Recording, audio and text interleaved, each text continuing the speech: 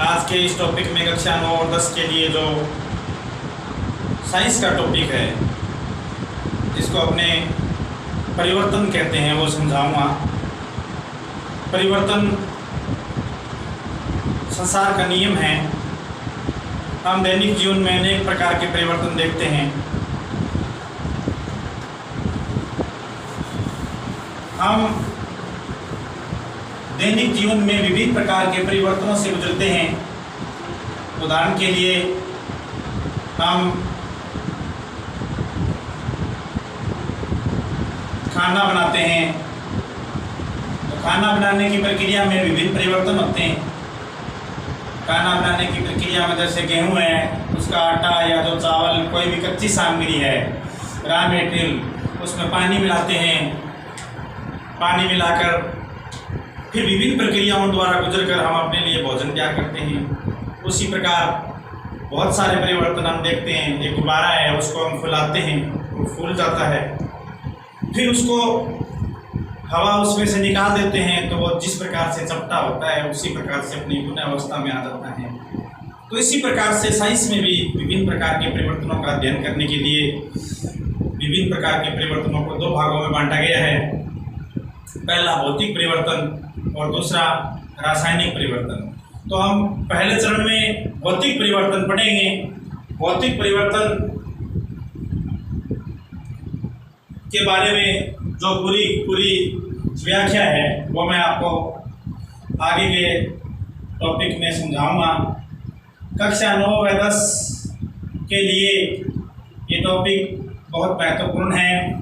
इसमें मैंने सिलेबस की जानकारियों को तो शामिल किया ही किया है, इसके अलावा आंतरिक जानकारियों को भी शामिल किया है, जो आपके लिए निश्चित ही फायदेमंद होगी। आप आराम से मेरे साथ बने रहें और इस टॉपिक को अच्छी तरह से वो देखें। तो चलिए शुरू करते हैं भौतिक परिवर्तन।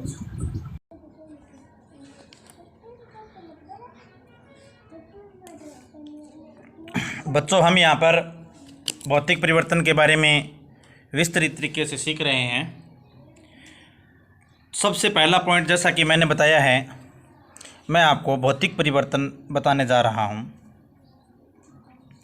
भौतिक परिवर्तन, सबसे पहले हम जानेंगे इसकी कंसेप्ट क्या है, अवधारणा क्या है, भौतिक परिवर्तन है क्या होता है। वैसे भौतिक शब्द है वो शाब्दिक अर्थ में देखें तो इसका मतलब बनावट होता है। पदार्थ में दो प्रकार के गुण होते हैं, कुछ भौतिक गुण होते हैं, कुछ रासायनिक गुण होते हैं। तो ऐसा परिवर्तन जिसमें पदार्थ के केवल भौतिक गुण ही परिवर्तित हो, जिसमें पदार्थ के केवल भौतिक गुण ही परिवर्तित हो,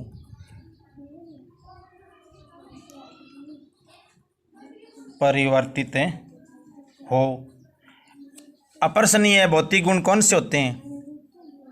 फिजिकल प्रॉपर्टीज। तो भौतिक गुण यथा जैसे लाइक अवस्था, आपने पढ़ा है, ठोस, द्रव, गैस। सामान्यतः 10वीं क्लास तक 3 अवस्थाओं का ये अध्ययन करते हैं। वैसे अवस्थाएं 5 होती हैं। अवस्था, रंग और गंध, ये पदार्थ के भौतिक गुण हैं।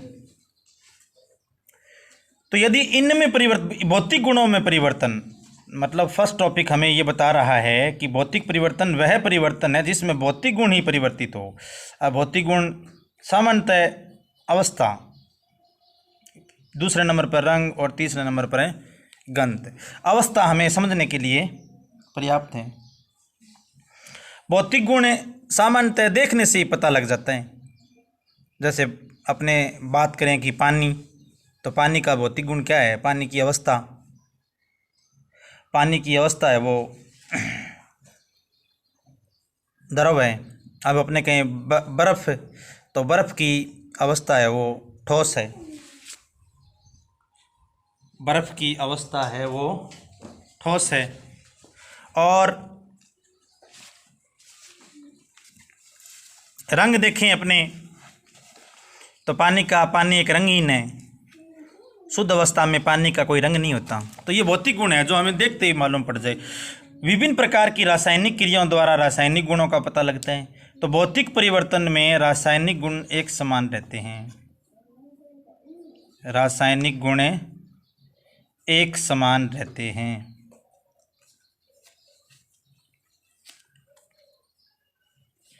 समान रहते हैं यानी उनमें किसी प्रकार का कोई परिवर्तन नहीं होता। यहाँ पर आप रंग, गंध, आकार भी एक भौतिक गुण है। वस्तु का आकार भी आप लिख सकते हो। अब अपने उदाहरण लें। पहली बात तो हमें ये परिभाषा क्लियर हो गई कि भौतिक परिवर्तन क्या है। आप ये लिख देना कि भौतिक परिवर्तन वह परिवर्तन है जिसमें भौतिक गुण ही परिवर्तित हो। भौतिक गुण जैसे अवस्था, रंग, गंध, आकार ये परिवर्तित हो जाएं और रासायनिक गुण समान हो, मतलब रासायनिक गुण अपरिवर्तित रहे। हर चीज़ का एक रासायनिक संगठन होता है, वो उसका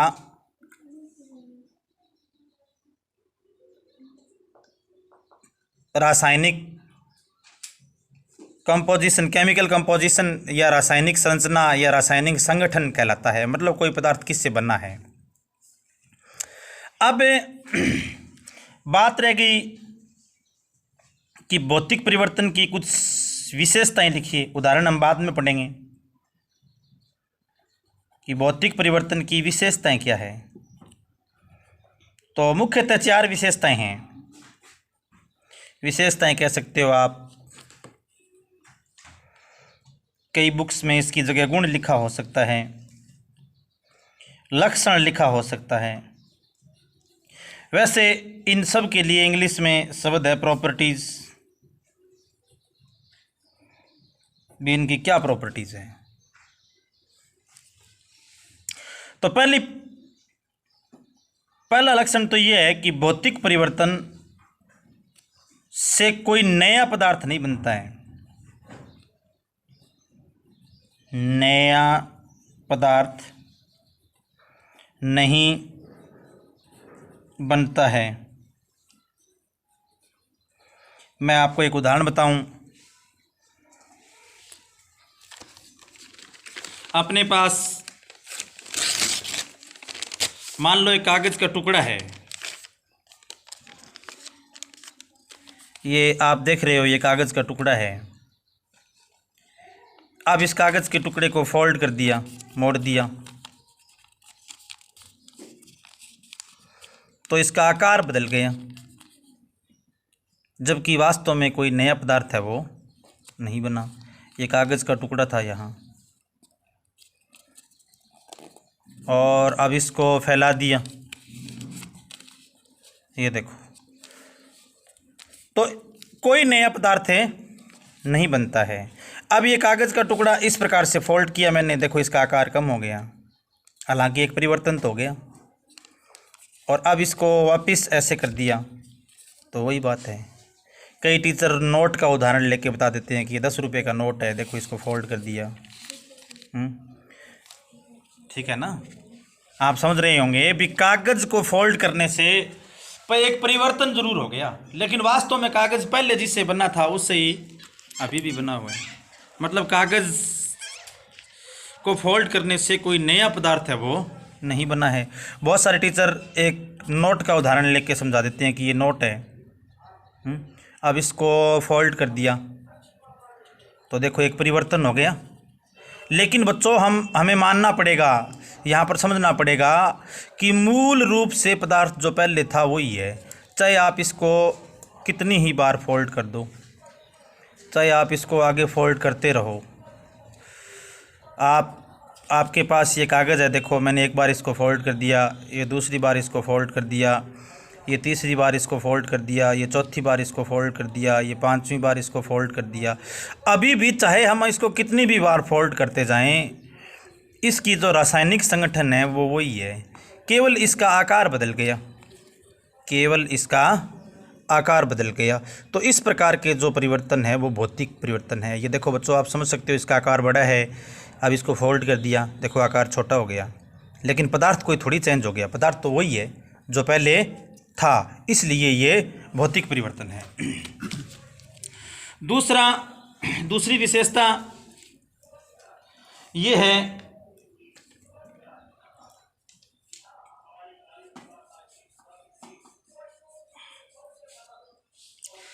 कि भौतिक परिवर्तन अस्थायी होता है।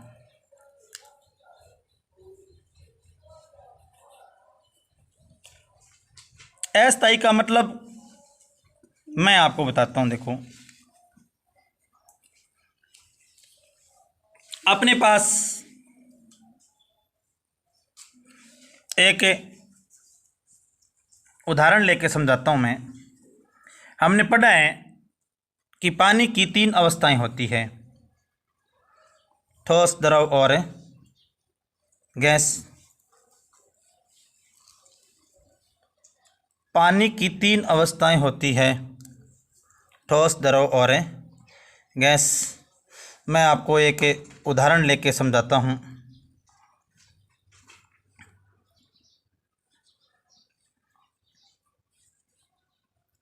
देखो, मैंने ये लिखा है कि भौतिक परिवर्तन अस्थायी है। इस शब्द की व्याख्या कर रहा हूँ भी, अस्थायी कैसे है। तो ये गूगल के सौजन्य से मैंने चित्र लिया है।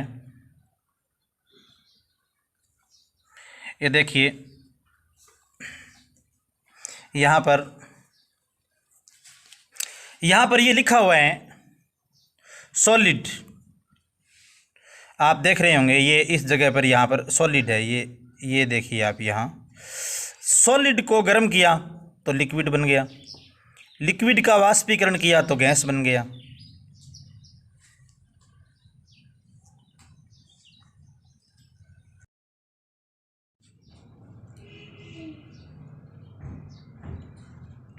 ये आप यहाँ पर एक एग्जांपल देख रहे हो भी, ठोस सॉलिड को फ्रीजिंग का मतलब ठंडा करके अपने लिक्विड बना लिया। सॉरी, लिक्विड को ठंडा करके फ्रीजिंग करके अपने सॉलिड बना लिया। सॉलिड को गर्म करके बच्चों गैस बना लिया, और गैस को दोबारा संघनन कंडेंसेशन करके लिक्विड बना लिया। तो इस प्रकार ये यहाँ पर 3 चीज़ें बन रही है, ठोस, द्रव और गैस। मैं आपको इसको एक्सप्लेन करता हूँ। देखो, इसको कॉर्नर में कर देता हूँ। यहाँ पर ये अपने पास गैस है, जिसको अपने वाष्प बोल सकते हैं, वाटर वेपर, जल वाष्प।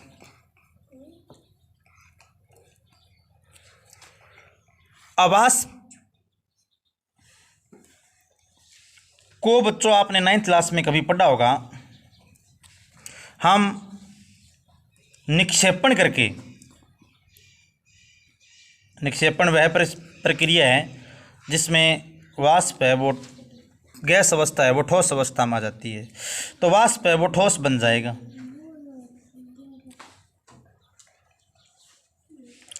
और ठोस को बच्चों, कुछ पदार्थ ऐसे है जो ठोस से यदि अपने को वाष्प बनाना है तो अपने यहाँ ऊर्ध्वापातन करते हैं, सब्लिमेशन।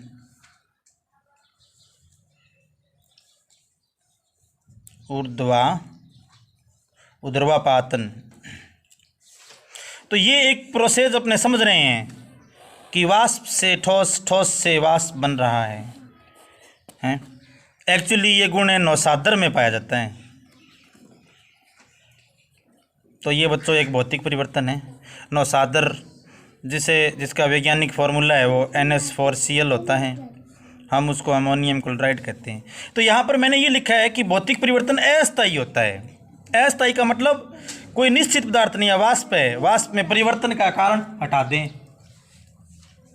परिवर्तन का कारण क्या है? निक्षेपण, तो ठोस बन जाएगा।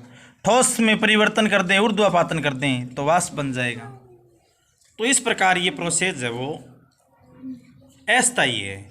वास्तव में जो, जैसे मान लो अपने यहाँ नौसादर लिया और उसको गर्म किया, वाष्प बन गई, तो मूल पदार्थ यहाँ भी नौसादर ही था, NH4Cl। और यहाँ भी मूल पदार्थ NH4Cl ही है। तो इससे सिद्ध होता है कि पदार्थ में कोई परिवर्तन नहीं हुआ, कोई नया पदार्थ नहीं बना। ये मूल पदार्थ था और ये परिवर्तन के बाद नया पदार्थ है। लेकिन बच्चों वास्तव में पदार्थ की रासायनिक संरचना समान है, दोनों पदार्थ एक ही पदार्थ के रूप है, इसलिए हम कह सकते हैं कि भौतिक परिवर्तन अस्थायी होता है।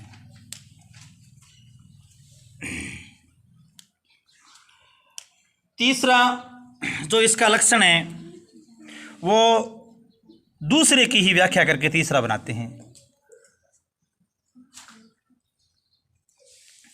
देखो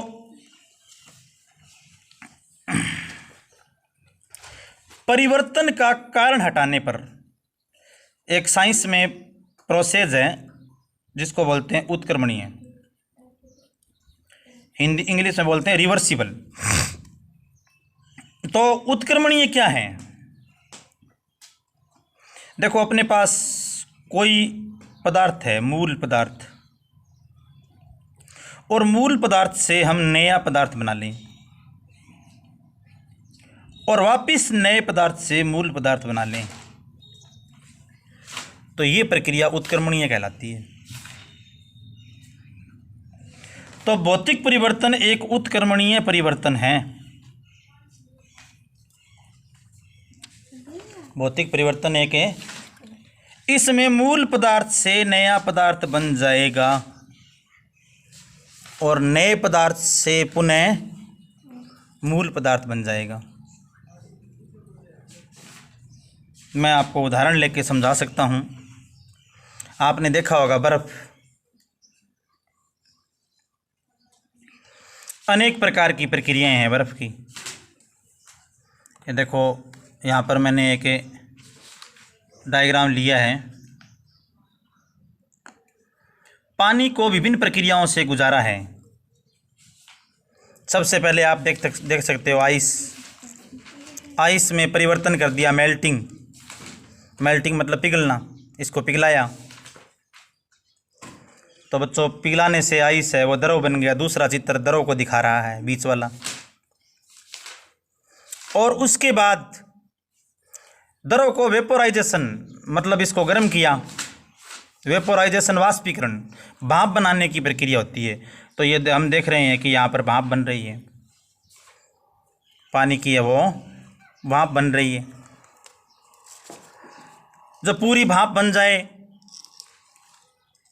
हम क्रमशः आइस, वाटर वेपर और वेपर पूरी भाप बन गई। तो भाप का बच्चों लिक्विफिकेशन या कंडेंसेशन, भाप को ठंडा करने की प्रक्रिया हिंदी में संघनन कहलाती है। तो भाप वापस ठंडा होगा, द्रव बन जाएगा। द्रव को वापस ठंडा करेंगे, दोबारा आइस बन जाएगी। तो मैंने एक बहुत लंबा चौड़ा उदाहरण लिया है, बर्फ परिवर्तन का कारण पिघलना। इस प्रकार से अनेक प्रक्रियाओं से गुजार कर मैं इसको साइड में कर देता हूं और यहाँ हिंदी में दोबारा एक्सप्लेन करता हूं।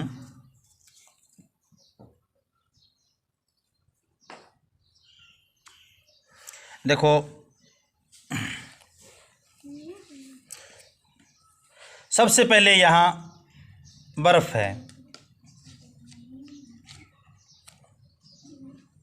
बर्फ का परिवर्तन किया और परिवर्तन का कारण है पिघलना, तापमान बढ़ा दिया। इंग्लिश के वर्ड याद रखने चाहिए, मेल्टिंग प्रोसेस। पिघलने के बाद बर्फ द्रव अवस्था में आ गई। द्रव को गर्म किया क्वथनांक तक, द्रव को क्वथनांक के तापमान तक गर्म किया तो वाष्प अवस्था आ गई। इस वाष्प को ठंडा किया तो वापिस द्रव अवस्था आ गई। अवाष्प से द्रव अवस्था को आने को हिंदी में संघनन कहते हैं।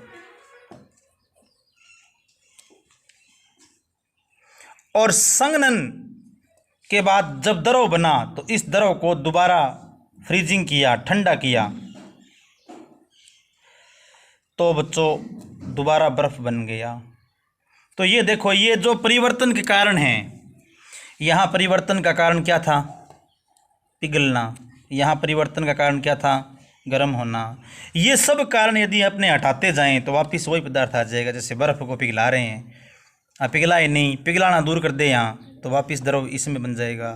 तो ये तीनों प्रोसेस जो चल रही है वो वास्तव में एक अस्थायी प्रोसेस है, या हम कह सकते हैं ये उत्क्रमणीय है।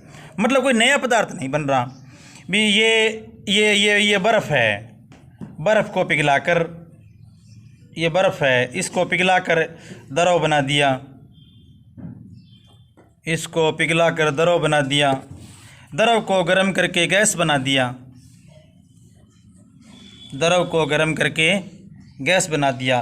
तो यदि इनका परिवर्तन का कारण हटाते जाएं तो पुनः यही पदार्थ प्राप्त होते जाएंगे, इससे ये, इससे ये। तो हम कह सकते हैं कि भौतिक परिवर्तन उत्क्रमणीय परिवर्तन है। भौतिक परिवर्तन में यदि परिवर्तन का कारण हटा दिया जाए तो नया पदार्थ प्राप्त नहीं होता है, वापस वही मूल पदार्थ प्राप्त हो जाता है।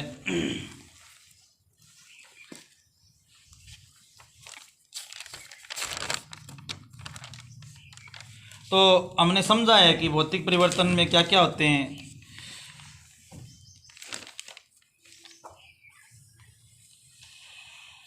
एक अपने चौथा पॉइंट वैसे तो आ गया, मैंने लिखा है। पहला, कोई नया पदार्थ नहीं बनता।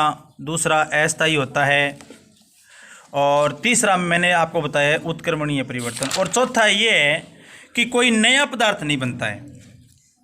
भौतिक परिवर्तन की जो विशेषता है कि कोई नया पदार्थ नहीं बनता है। मैं आपको ये भी एक्सप्लेन कर रहा हूँ, पदार्थ नहीं बनता है। ये मैंने जो साइड में चित्र रख रखा है, इसमें सबसे पहले ये यहाँ पर आइस है, बर्फ़। तो बर्फ़ का पदार्थ क्या है? बर्फ़ जल है, H2। बर्फ़ को गर्म किया, द्रव बना, द्रव जल, फॉर्मूला क्या है इसका? H2। द्रव को गर्म किया, तीसरा चित्र, तो वाष्प बनी। वाष्प किसकी है? जल की है, इसलिए इसका सूत्र क्या रहेगा? जल। तो हम देख रहे हैं कि तीनों प्रकार के परिवर्तन, या वापस लाएं इनको ऐसे यूँ, ऊपर वाला उदाहरण यहाँ रिपीट कर रहा हूँ। तो तीनों ही जगह पदार्थ H2O, मतलब तीनों जगह एक ही पदार्थ है, और वो पदार्थ है जल। यानी जल के ही तीन रूप है, H2O। तो इस प्रकार भौतिक परिवर्तन में कोई नया पदार्थ नहीं बनता है। हमने पीछे की जो क्लासें हैं उसमें 7th क्लास में थोड़ा बहुत इसको रिपीट किया है। वैसे मैं स्क्रीन पर दिखाऊं भौतिक परिवर्तन के प्रिंटेड गुण, तो ये है भौतिक परिवर्तन के 4 NCERT की बुक में है। ये जो NCERT की बुक है उसमें ये 4 परिवर्तन, 4 लक्षण भौतिक परिवर्तन के बताए गए हैं। पदार्थ के केवल भौतिक गुणों में परिवर्तन होता है, अवस्था, रंग आदि में। पहले में आकार नहीं लिखा हुआ, यहाँ पर आप रिपीट कर सकते हो। पहला जो है कि इसमें आकार नहीं है, तो आकार इसमें आप बना सकते हो, सॉरी आकार यहाँ पर याद कर सकते हो भी आकार क्या है, सॉरी आकार में परिवर्तन है, वो एक भौतिक परिवर्तन है। दूसरा ये लिखा है परिवर्तन का कारण हटाने पर पुनः प्रारंभिक पदार्थ प्राप्त होता है, तो ये मैंने आपको सिखा दिया है। परिवर्तन का कारण हटाने पर पुनः प्रारंभिक पदार्थ प्राप्त होता है, ये आपको समझा दिया है। और तीसरा यह परिवर्तन अस्थायी होता है, मतलब कोई नया पदार्थ है वो यहाँ पर नहीं बनता है। यहाँ पर आप ये भी लिख सकते हो कि कोई नया पदार्थ नहीं बनता है, परिवर्तन अस्थायी है, मतलब कोई नया पदार्थ नहीं बनता है, नए पदार्थ का निर्माण नहीं होता है। वास्तव में अपने कहीं तो ये 4 चीज़ें हमें भौतिक परिवर्तन को सिखाने में मदद करती है। तो आशा है आपको ये टॉपिक समझ में आया होगा। अगले टॉपिक में मैं आपको भौतिक परिवर्तन के उदाहरण समझाऊंगा। Thanks and have a nice day.